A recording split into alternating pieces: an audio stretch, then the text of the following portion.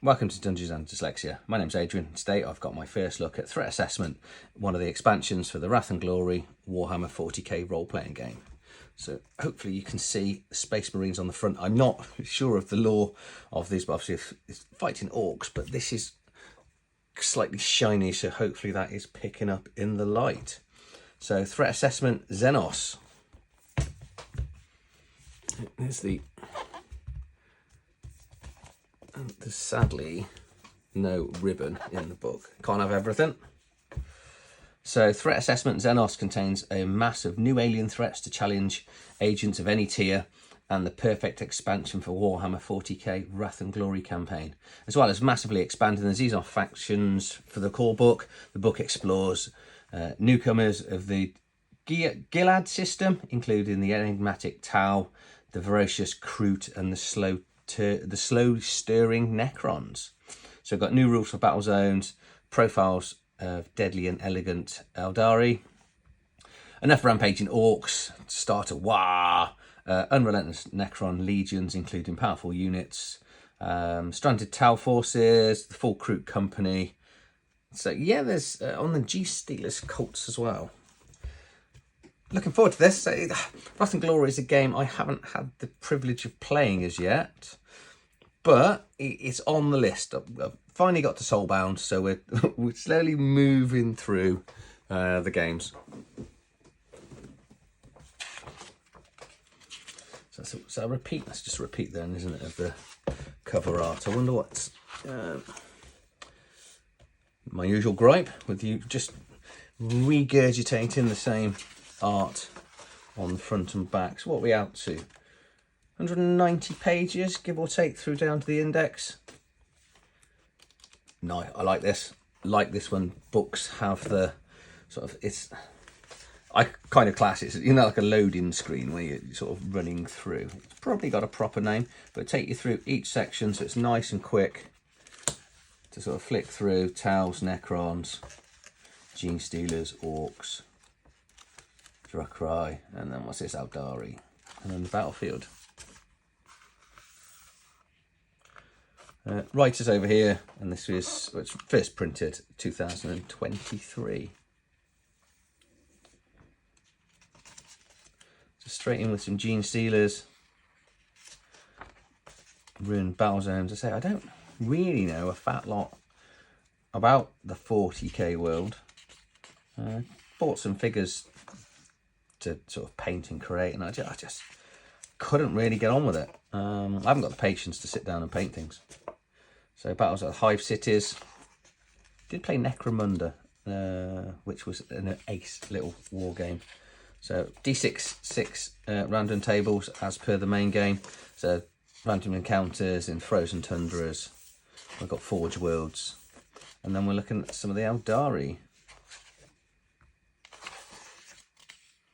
I think it's just expanding on all the alien races in the game. Should give you more characters and creatures to fight. Farseers, a Warlock. That's playable characters, isn't it? Guardians, and Rangers, Howling Banshees, Dire Avengers, Fire Dragons, Scorpions, Swooping Hawks, Dark Reapers, Warp Spiders, famous Wraith Blades, and Corsairs.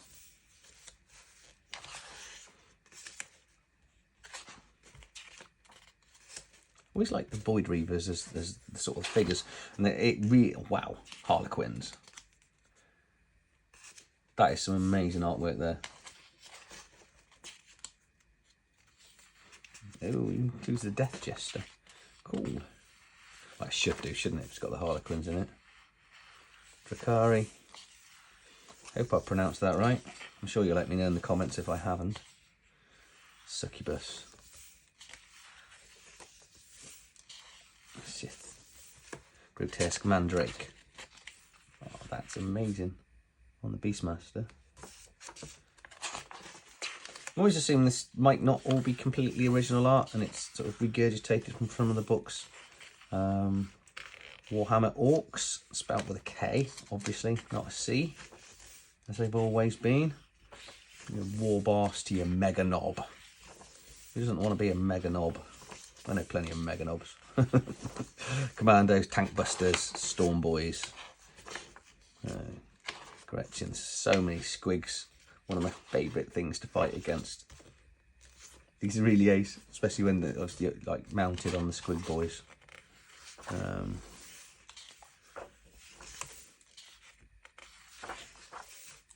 Into the Gene Stealer cults now. You can see in here there's lots and lots of different things to sort of throw against your PCs and smash their faces in. The locusts as well.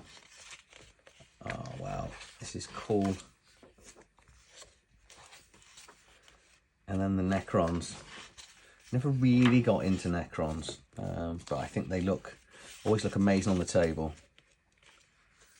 Just like the idea of the sort of the way they work and the way they sort of move together. I've always had them as more of a mindless army that sort of just goes out and destroys all planets. I might be wrong on the lore of that.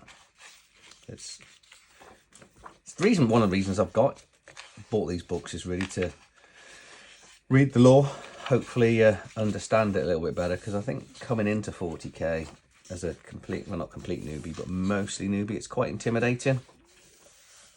And there's a lot of lore in the books to go through, a lot of reading.